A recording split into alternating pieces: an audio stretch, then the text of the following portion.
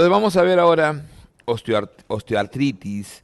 La osteoartritis es la típica enfermedad no inflamatoria dentro de la reumatología y el compromiso articular quizás más prevalente en la tercera edad. Es un problema muy importante donde fundamentalmente en la osteoartritis el problema pasa por una alteración funcional de la integridad del cartílago articular. Entonces el cartílago articular es el que se daña, es el concepto básico. O sea, ¿cuál es el principio básico de daño en la osteoartritis? Daño en el cartílago articular. Ese daño en el cartílago articular puede ser de causa idiopática. Entonces, si es idiopático, es primario. De causa idiopática es primaria. O puede ser de causa secundaria. Las causas secundarias son amplias, ¿ok?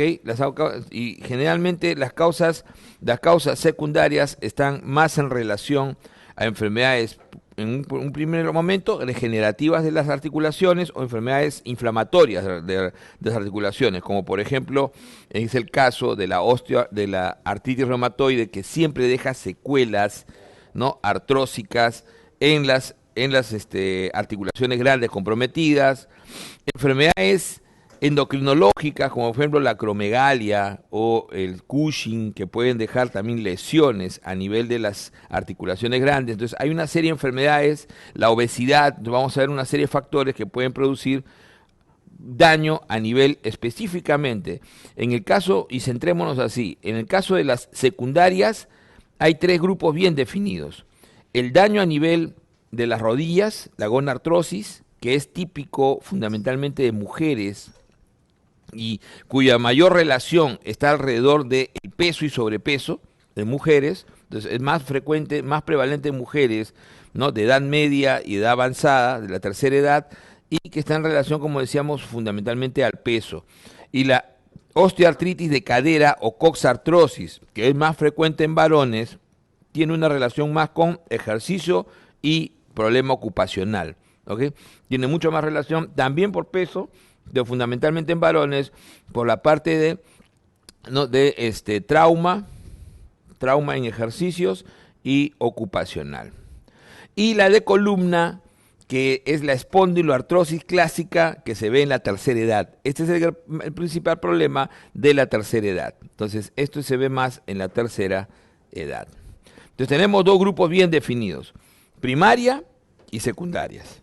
Y que en ambos hay daño de la integridad del cartílago. Entonces, el daño de la integridad del cartílago en la primaria, el daño de la integridad del cartílago fundamentalmente está, la teoría nos dice, o lo que la evidencia nos demuestra, es que hay un incremento de la matriz, en la matriz cartilaginosa hay un incremento del porcentaje de agua. Y eso comienza a dañar progresivamente el cartílago. Entonces, se ha descubierto que incrementa el porcentaje de cantidad de agua en la matriz cartilaginosa. Eso es lo único evidente. La causa es idiopática. Hay una relación herencial, básicamente, y porque esta es una enfermedad fundamentalmente vista en líneas familiares de mujeres posmenopáusicas. Entonces, primario es típicamente posmenopáusico. Y como les decía, ¿por qué la osteoartritis o osteoartrosis primaria es diferencial de AR? Es diferencial de AR porque suele ser simétrica y en manos. Entonces, al ser simétrica y en manos, inmediatamente uno para la oreja y dice, ¿no será AR? Entonces, es simétrica y en manos. Entonces, eso es lo primero que llama la atención. Y suele empezar siempre en forma simétrica, en manos, ¿no?, un dolor generalmente al movimiento, no es un dolor en reposo, es un dolor más al movimiento, un engrosamiento de las articulaciones, pero fundamentalmente interfalángicas distales, y ahí viene la diferencia, ¿no es cierto? Recordemos que interfalángicas distales, como decíamos ayer, nos aleja o nos descarta que sea AR. Entonces ahí está la gran diferencia. Segundo punto, que aparece un engrosamiento en estas interfalángicas, que son los llamados nódulos de Heberden, que es un nódulo de pétreo, porque es óseo en realidad. Y entonces ¿El AR tiene nódulos? Sí, pero son nódulos blandos y generalmente periarticulares. En cambio, el nódulo de la osteoartritis primaria es un nódulo articular pétreo, duro y óseo. Esa es la otra diferencia que siempre se hacía la consulta, ¿no? Entonces, ¿por qué se forma este nódulo? Efectivamente, si nosotros vemos acá, esta es una articulación interfalángica distal y vemos cómo la pérdida de la integridad del cartílago hace que se formen lo que se llaman osteofitos marginales. Estos osteofitos marginales en realidad son excrescencias óseas. Entonces, la gran consecuencia de esta pérdida de cartílago es que el hueso primero va a producir una esclerosis subcondral. O sea, comienza a esclerosarse en forma subcondral, o sea, por debajo del cartílago que debería protegerlo. Esa esclerosis va a dar, en un segundo grado, una disminución del espacio. Entonces, el espacio articular, como ven ustedes, se disminuye hasta casi tocarse las superficies óseas. Y esto va a generar que el hueso produzca lo que se llaman excrescencias óseas. Estas son las excrescencias óseas. Estas excrescencias óseas son de protección en realidad. Entonces, el osteofito es la excrescencia ósea por naturaleza mayor y el osteofito va a terminar produciendo, en el caso de la interfalángica distal, la sensación de que hay un nódulo palpable. ¿Se dan cuenta? Que hay un nódulo palpable que es pétreo. Y por último, va a terminar produciendo una malformación y una anquilosis en esa articulación. Entonces, ¿cuál será la malformación en el caso de la interfalángica distal? El nódulo de Heberlein. ¿Se dan cuenta? El nódulo de Heberlein. Mientras que, por ejemplo, en la interfalángica proximal, porque en una osteoartritis primaria de manos clásica, primero ataca interfalángicas distales y después progresa a proximales. Y ahí produce el nódulo de Bouchard. Entonces, de ahí va a producir, que es menos frecuente, pero el nódulo de Bouchard también se produce, es de tipo excrescencia, igual, una malformación nodular pétrea. Entonces, esto sucede en todos los huesos, sea primario o secundario. Entonces, la pérdida de la protección y de la integridad del cartílago va a dar primero esclerosis subcondral, posteriormente va a producir disminución del espacio, osteofitos y geodas y malformación y anquilosis final. Entonces, esto tienen que tenerlo claro, porque esta es la pregunta clásica. Entonces, ¿no? La pregunta clásica es ¿qué se encuentra en una radiografía? ¿Cuál es la imagen clásica de una osteoartrosis en una radiografía? ¿Qué puedes encontrar? ¿Puedes encontrar reacción perióstica? No. Si no lo dijimos ayer, la reacción perióstica es típica de la inflamación. Entonces, un hueso ante un proceso inflamatorio hace reacción perióstica, clásica, ¿no? Donde se ve una densidad ósea disminuida alrededor de la inflamación. Eso es lo característico y por eso es que uno tiene que tener en cuenta eso. ¿Qué voy a encontrar entonces en una osteoartrosis? Puedes encontrar esclerosis subcondral, puedo encontrar disminución del espacio. Esa disminución del espacio puede ser llamado pinzamiento, ¿no? Esa disminución del espacio puede ser llamado pinzamiento. Puedo encontrar geodas, ¿no? Que son formaciones óseas planas, o puedo encontrar osteofitos marginales. ¿Se dan cuenta? Que al final terminen produciendo malformaciones en la articulación y anquilosis de la articulación. Entonces va a comenzar a pegarse, incluso pueden soldarse las articulaciones en algunos sitios, ¿no? Es típico de la soldadura, por ejemplo, de L4, L5, L5S1. Entonces, esto en lo primario es típico en manos. Mujeres posmenopáusicas, herencia familiar, madres, abuelas, hijos, hijas, todas no suelen hacer a partir de los 45 a 50 años posmenopáusica, hacer lo que se llama la osteoartritis primaria. La osteoartritis o osteoartrosis primaria es en realidad más frecuente que la secundaria, pero produce menos molestias de dolor. O realmente el dolor que produce es leve a moderado, y generalmente la mayor parte de las molestias, en el caso de las primarias, son de tipo estético. Entonces son de tipo estético. Entonces generalmente el gran problema es el hecho de que se deforman las manos. Adicionalmente a esto, al momento de que hay malformación y malfunción de los dedos, comienza a alterar también la función tendinosa y entonces puede darse algunos problemas tendíneos, como por ejemplo dedo en gatillo, dedo en resorte, que son generalmente consecuencias frecuentes en estos pacientes. Esta es la osteoartritis primaria clásica. Entonces, si ustedes ven, al haber excrescencias óseas, también va a haber algo más. En un examen, generalmente va a haber, obviamente, limitación funcional, no solamente por el dolor, sino porque estamos viendo que hay disminución del espacio y termina habiendo anquilosis, pero en el examen clínico también vamos a encontrar crujido. Típicamente el crujido por excrescencia ósea, ¿no es cierto? Entonces, eso es lo que vamos a encontrar típicamente. Entonces, el primario, más frecuente, menos problemas, es mucho más fácil de manejar, especialmente con terapia física y con manejo, ¿no?, de analgésicos leves. En cambio, el secundario es más severo. El secundario, clásicamente el paciente hace dolor intenso y tiene por lo general limitaciones funcionales importantes. La gonartrosis, como decíamos, es generalmente por daño directo, ¿no?, daño directo mecánico a nivel del cartílago de la rodilla. Entonces, el daño por lo general, lo más frecuente es sobrepeso y obesidad en la mujer. Entonces, la gonartrosis característicamente es más de la mujer, mientras que la cadera, la coxartrosis, es más frecuentemente por exceso de uso. O sea, mientras uno sufre más por el peso, la coxartrosis es más por exceso de uso. Por eso que tiene más relación con la ocupación, generalmente choferes, ¿no?, estibadores, gente que trabaja cargando peso, son los que más sufren la coxartrosis, ¿no?, lo que es la osteoartritis de cadera. Mientras que la espondiloartrosis tiene que ver fundamentalmente con el envejecimiento de la columna, donde se suele producir pinzamiento, osteofitos marginales, y por lo general es el que produce incluso más dolor, porque acá puede haber síndromes de compresión, ¿no?, generalmente de raíces nerviosas, ¿no? Entonces acá se da generalmente compresión de raíces nerviosas y el dolor puede ser más intenso.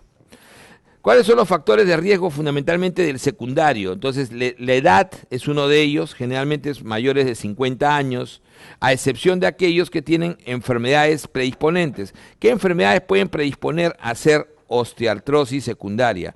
Ejemplo, endocrinológicas. Tenemos acromegalia, de hecho, la acromegalia predispone y generalmente produce osteoartrosis. También el Cushing se asocia, el hipotiroidismo también se asocia a incremento de osteoartrosis. Adicionalmente a ello, también está no solamente la obesidad, sabemos que es una enfermedad metabólica más importante, y respecto a la edad, obviamente el grupo de mujeres posmenopáusicas es otro factor importante. La injuria articular es también otro factor de riesgo importante, fundamentalmente por ejercicio o trabajo. Exceso de ejercicio o sobrepeso en una articulación puede generar también daño articular. Recuerden que el daño inicial primario es alteración de la integridad funcional del cartílago. Entonces sabemos que la obesidad, lo genético, los factores anatómicos, tenemos generalmente personas que pueden tener algunos daños a nivel anatómico, como, ¿no?, alus valgus, pacientes que tienen dismetría en los miembros inferiores, ¿no?, que tienen desbalance de cadera, ¿no?, pacientes que tienen secuelas, ¿no?, de la infancia que van a terminar produciendo osteoartrosis. Todo aquello que pueda dañar la articulación termina produciendo a largo plazo, ¿no?, osteoartrosis por pérdida de la integridad del cartílago. Entonces, eso es fundamental. Entonces, tenemos, como decíamos nosotros, esta secuencia. ¿Cómo es el manejo de estos pacientes? Entonces, en el manejo fundamental, si nosotros vemos, el primario es básicamente analgesia y terapia física. Entonces, el primario es netamente analgesia y terapia física, mientras que el secundario requiere incluso intervención quirúrgica. Generalmente el secundario va a requerir muchas veces intervenciones quirúrgicas y intervenciones invasivas para el manejo del dolor. Entonces, la analgesia puede ser sistémica o puede ser también tópica. La analgesia tópica más efectiva es la aplicación de capsaicina, que está demostrado que tiene efecto muy, alivia mucho el dolor en el caso de la osteoartrosis, especialmente articulaciones medianas y pequeñas. Entonces la capsaicina es una posibilidad terapéutica muy buena. El paracetamol ya no es de elección.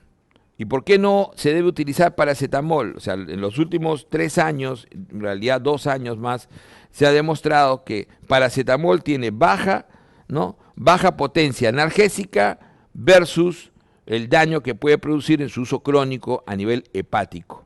Entonces la posibilidad de daño hepático en su uso crónico supera, ¿no?, los beneficios de la baja analgesia que tienen. Entonces, hoy en día se han retirado de todas las fórmulas, no solamente, inicialmente se bajó la dosis a 3.25, combinándolo con algunos otros analgésicos, pero no funcionó. Igualmente, a pesar de dosis bajas, termina produciendo daño hepático a largo plazo. Entonces, el paracetamol ya no es más de elección y no está, no solamente a nivel internacional, sino en la guía nacional también está retirado el paracetamol, no se recomienda su uso. ¿Qué se recomienda? AINES, pero con inhibidores de bomba. O sea, esa es la recomendación hoy. Los AINES no selectivos obviamente son mucho más baratos. Ojo que el AINE no selectivo es el único que tenemos en los petitorios, entonces hay que tener en cuenta eso, ¿no? Porque los COXIF, ¿no?, como el Celecoxib, también son de alta elección, pero en nuestro medio no tenemos ningún COXIF dentro de lo que son rangos de petitorios, ni del CIS, ni de la Seguridad Social. O sea, difícilmente va a ser una buena respuesta, pero podría ser. Si me ponen un COXIF, debería ser la mejor respuesta. La otra posibilidad es utilizar AINES no selectivos, como naproxeno, como diclofenaco, como ibuprofeno, asociado a inhibidores de bomba, generalmente omeprazol o pantoprazol. ¿Okay? Hoy en día en el mundo ya se venden en forma libre incluso combinaciones fijas de naproxeno con omeprazol y de ibuprofeno con pantoprazol. Entonces, de esa manera el paciente puede utilizar, ¿no?, una sola pastilla al día, 1 o 2 pastillas al día para el control de su dolor. Entonces, esa es hoy en día la elección. Entonces, el uso de AINES no selectivos, con naproxeno, ibuprofeno, diclofenaco, asociado a inhibidor de bomba. Cualquier inhibidor de bomba es útil, ¿no? Obviamente omeprazol es de elección. ¿Y se puede utilizar COXIF? Sí, pero el COXIF, como les decía, es mayor costo y no está en petitorio en nuestro sistema. ¿Se recomienda utilizar opiáceos débiles? No. No se recomienda usar opiáceos débiles. No se recomienda, pero se puede usar. No se recomienda usar opiáceos débiles, porque hasta los opiáceos débiles tienen el riesgo de producir, ¿no?, el que el paciente haga adherencia excesiva al medicamento. Entonces el paciente puede hacer adicción y tener efectos adversos importantes. Recuerden que de lo mínimo que puede producir un opiáceo, estreñimiento pertinaz, ¿no?, puede producir incluso disminución de el impulso respiratorio, una serie de complicaciones que no se recomiendan el uso. Incluso tramadol y codeína, que son los opiáceos débiles, pueden utilizarse, pero en forma limitada. Lo otro es el uso de daduloxetina u otros antidepresivos, pregabalina también como modulador del dolor, pueden ser utilizados. Y por último, las infiltraciones no han demostrado cambiar el curso de la enfermedad. O sea, una infiltración, aún sea de material productor de ácido hialurónico, no ha demostrado cambiar el curso de la enfermedad ni el curso del dolor crónico. Por lo tanto, es una intervención de alto costo que no se recomienda. No está recomendado el uso de infiltraciones, ¿ok? A excepción de que hubiera derrame articular. Generalmente el derrame articular sí puede, ¿no?, utilizarse infiltraciones de corticoides.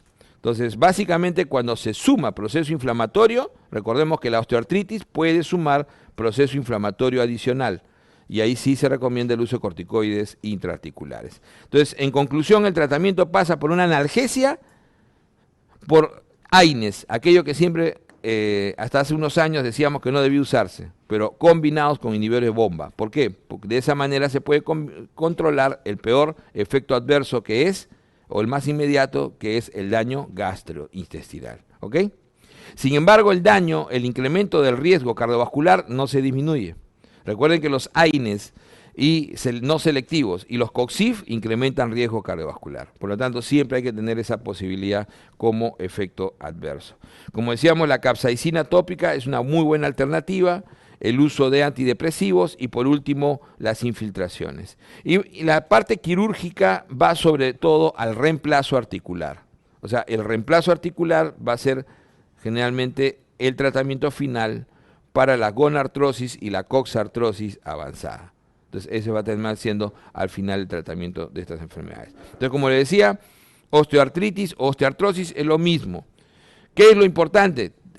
Es compromiso funcional del cartílago articular. Eso siempre ténganlo en cuenta. La pérdida del cartílago articular, sea cual sea el mecanismo, idiopático, primario, o sea secundario a una enfermedad, a una inflamación, a un trauma, ¿no? A un trauma o a una enfermedad metabólica. Y por último, eso va a terminar produciendo, como decíamos, una secuencia, ¿no? Primero la esclerosis subcondral, después la disminución del espacio, las geodas, los osteofitos y por último la anquilosis y malformaciones de la articulación. Y el dolor es el principal problema, especialmente en la secundaria, ¿ok? Eso es lo importante. Vamos ahora con osteoporosis. La osteoporosis ha sido recalificada como una enfermedad metabólica ósea. O sea, siempre se discutía el hecho de que la osteoporosis sea una enfermedad realmente porque era un proceso de envejecimiento natural del hueso. Entonces, el alargamiento del tiempo de vida en el ser humano hizo que aparezca la osteoporosis. Recuerden que antes de la era antibiótica el ser humano vivía 45 a 50 años promedio. Entonces, a partir de que vive 30 años más después de la era antibiótica, es que aparecen una serie de enfermedades degenerativas y la osteoporosis siempre se discutió el hecho de que sea enfermedad o no. ¿Por qué? Porque la osteoporosis es un proceso natural de pérdida de densidad de hueso. Ese es el concepto, o sea, es una pérdida de densidad de hueso. Entonces hay una disminución de la masa ósea, ¿no? Con alteración de la microarquitectura, y eso que va a terminar produciendo fragilidad ósea. La fragilidad es el kit. ¿Por qué? Porque la fragilidad ósea hace que uno se fracture en los puntos de mayor resistencia ósea. No es una fractura patológica. Recuerden que la fractura patológica se da, ¿no?, básicamente por destrucción ósea, por alguna otra enfermedad, invasión ósea, etcétera. En este caso, hay zonas del organismo que deben tener alta resistencia ósea. ¿Cuáles son? La muñeca, el cuello del fémur y la columna. Entonces son las tres áreas que tienen alta resistencia y densidad ósea. Cuando estas tres áreas empiezan a perder masa ósea, se fracturan con el simple uso progresivo o con un trauma mínimo. Entonces cualquier persona se cae sentada y nadie se piensa fracturar la columna, ¿no es cierto? Pero un paciente osteoporótico hace fractura por aplastamiento, ¿no? Uno constantemente usa la muñeca de respaldo contra el peso. También se puede fracturar por fragilidad en el uso en un paciente osteoporótico. Una caída puede producir una fractura. Generalmente la fractura en un trauma severo de la cadera debería fracturar esta área que es el acetábulo. Entonces normalmente en un trauma severo, una persona con un hueso duro, ¿a qué cosa va a fracturar? El acetábulo. Esa es una fractura en una persona joven cuando hace un trauma de cadera. ¿Por qué? ¿Por qué no se fractura el cuello? Porque el cuello es la zona más dura de todo el sistema. Entonces, el cuello, la cabeza va a comprimir el acetábulo y entonces va a producir una fractura acetabular. Eso es lo que se suele producir en una persona joven, sin osteoporosis. Entonces, ¿qué cosa va a producir en un trauma de cadera un paciente con osteoporosis? La zona más dura, que es el cuello, es la que se fractura. Por eso que ese es lo anormal. Y ese tipo de fracturas se llaman fracturas por fragilidad. No son fracturas patológicas, son fracturas por fragilidad. Entonces la osteoporosis lo que hace es perder resistencia ósea y incrementar el riesgo de fracturas. ¿Quiénes están en riesgo de hacer esta enfermedad? Obviamente la prevalencia es mayor en mujeres posmenopáusicas. 20 a 40% de las mujeres posmenopáusicas tienen el riesgo de hacer osteoporosis. El varón es mucho menor. Y fundamentalmente el varón lo hace por encima de los 50 años, 6 a 8%. Entonces el grupo fundamentalmente en riesgo es mujer posmenopáusica y hay línea familiar también. Entonces generalmente los factores fundamentales son envejecimiento, posmenopausia.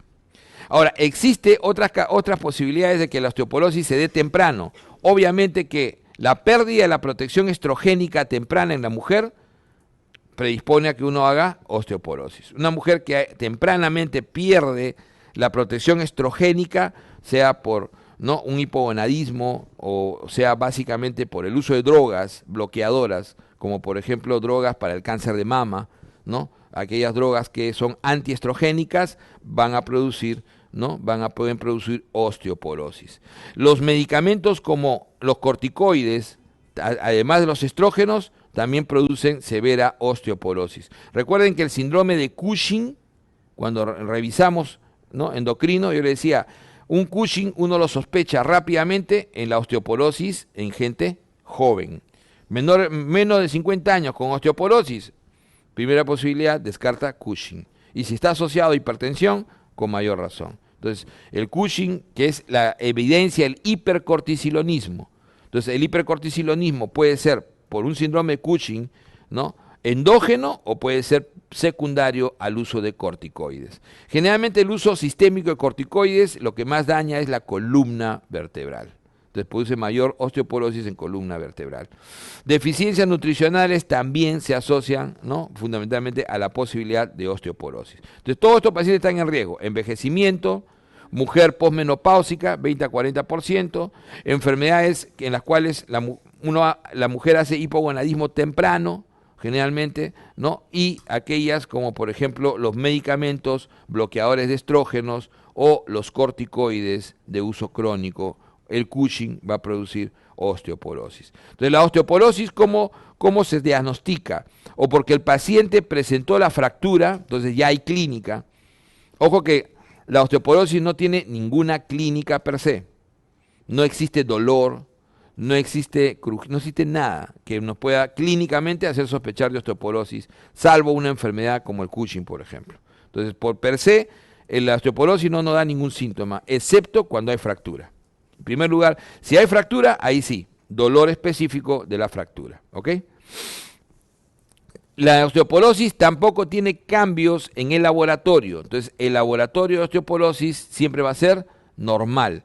No hay incremento de la fosfatasa alcalina, no hay disminución del calcio, no hay incremento del fósforo, no hay ninguna alteración, mientras el paciente no tenga fractura. Recuerden que al momento que hay fractura, ahí sí puede alterarse la fosfatasa alcalina. Entonces, y la otra manera de diagnosticar la osteoporosis es ante el riesgo. O sea, si eres un grupo de riesgo, mujer posmenopáusica o varón con antecedentes familiares de osteoporosis en varones, entonces la densitometría ósea puede diagnosticar antes de que se haga una fractura. Entonces, la densitometría ósea es en realidad un examen radiológico, ¿no? Se llama un examen birradiológico, donde se hace una evaluación de la densidad ósea basado básicamente en una campana de Gauss. Entonces nosotros sabemos que una campana de Gauss clásica, ¿no?, en una campana de Gauss clásica tenemos que el hueso, ¿no?, el hueso entre -1 y +1 está la normalidad del hueso. ¿Ok? Entre -1 y +1 está la normalidad del hueso. Entonces, ese es el rango de normalidad del hueso. Esta es la medición de una densidad ósea. Cuando uno va por debajo de -1, o sea, se va hacia la izquierda, hacia abajo, hay una disminución, pero todavía no osteoporosis. Entonces, entre -1 y menos 1.25 se da la osteopenia. Y cuando uno llega a menos 2.5, a partir de ahí se da la osteoporosis. Si nosotros pasamos de +1, osteopetrosis. ¿Ok? Entonces, ese es básicamente, no es nada del otro mundo. Esto es simplemente un examen radiológico que mide densidad. Y hay a esto, un test score, como se llama, pero basado en una simple campana de Gauss. Y entonces ya sabemos nosotros que la cola hacia abajo o hacia arriba, ¿no?, son los que escapan de ese 95% de normalidad. Entonces, -1, osteopenia, -2.5, ¿no? Menos 2.5 osteoporosis. Entonces, estos pacientes se pueden detectar tempranamente sin que el paciente haya hecho fractura. ¿Cuál va a ser el manejo de estos pacientes? Lo primero es la modificación de estilos de vida. O sea, hay de todas maneras estilos de vida que predisponen a mayor posibilidad de daño, como es, por ejemplo, básicamente el sobrepeso, la obesidad, ¿no? Son generalmente, ¿no?, aquellos que tienen mayor predisposición hacia este daño. La cesación del tabaquismo también se ha relacionado y el alcohol. Entonces son básicamente indicaciones básicas para el manejo. El tratamiento medicamentoso va a pasar todos los pacientes, desde osteopenia, osteoporosis sin fractura y osteoporosis con fractura, recibirán calcio 1200 miligramos y vitamina D, debería ser mayúscula, 800 todos. Entonces, acá vamos a armar 3 grupos ahí. El paciente con osteopenia, riesgo, el paciente con osteoporosis sin fractura y los pacientes con fractura. ¿Ok? Los 3 van a recibir igual calcio, 1200 más 800 unidades de vitamina D. Entonces decíamos, el paciente con osteopenia podría recibir bifosfonato. ¿Qué es el bifosfonato? El bifosfonato es una droga, ¿no?, desarrollada para el manejo fundamentalmente de la invasión, ¿no?, neoplásica del hueso. Es una droga que disminuye la destrucción ósea y lo que hace fundamentalmente es ingresar el calcio hacia el hueso. Entonces el bifosfonato, los bifosfonatos iniciales, el pamidronato, que fue el primero que se utilizó, no se utiliza específicamente en osteoporosis. El alendronato fue el primero utilizado en el mundo. Entonces tenemos el alendronato como la droga base y que está en nuestro petitorio. 70 miligramos a la semana. Entonces el uso de bifosfonatos está indicado en osteopenia solo si hay alto riesgo de fractura. O sea, ¿puedo darle bifosfonato a un paciente con osteopenia? Sí. O sea, de hecho le estoy dando su calcio y su vitamina D. Pero ¿cuándo le daré? Cuando tiene alto riesgo de fractura. Entonces, un paciente con osteopenia que trabaja, por ejemplo, en carga de peso o que trabaja con riesgo de caídas, entonces es un paciente que es una persona que tiene alto riesgo de fractura, no necesita tratamiento con al mínimo alendronato. Alendronato es el primer nivel de atención, ¿no?, el primer bifosfonato a utilizar. El paciente con osteoporosis, entonces este paciente usará básicamente alendronato. Ya sabemos que es 70 miligramos a la semana, ¿no? Inicialmente se utilizaba 10 miligramos diarios, al final se utilizó 70 miligramos a la semana. De ahí el paciente ya osteoporótico, de hecho, el que tiene ya T-score menor de 2.5, ¿dónde se busca los focos de osteoporosis? O sea, una densitometría tiene que tener siempre 3 focos: columna, cuello del fémur y muñecas. Básico. El resto no es muy necesario. O sea, uno mide fundamentalmente en columna, cuello de fémur y muñecas. Entonces, si hay osteoporosis en el paciente, empezamos bifosfonato. Alendronato es el de menor potencia. El zoledrónico es el que le sigue en potencia y el de mayor potencia es el ivandronato. Entonces, tanto ivandronato como alendronato pueden ser orales. El zoledrónico solamente es parenteral. Y el ivandronato tiene presentación oral y parenteral. Generalmente los bifosfonatos suelen perder efectividad a los 5 años de uso. Ese es un problema también importante. Entonces, a los 5 años de uso, generalmente los bifosfonatos suelen perder ya potencia. Entonces, generalmente se van utilizando de menor a mayor potencia. Se empieza con alendronato o zoledrónico. O sea, esos son los de menor potencia. Uno puede escoger entre un alendronato que es de bajo costo a un zoledrónico que es de alto costo, pero definitivamente no tiene tampoco tan alta potencia. ¿Cuál es la ventaja del zoledrónico?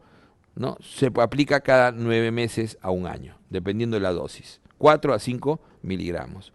Mientras que el ivandronato es el que tiene mayor potencia, pero también tiene alto costo. ¿Ok? Entonces, generalmente uno puede pasar de los de menor potencia, que es alendronato o zoledrónico, varios años después uno puede pasar a ivandronato, hasta que generalmente al partir de los 5 años de tratamiento, si uno ya no ve más respuesta, el paciente puede haber perdido efectividad de los bifosfonatos.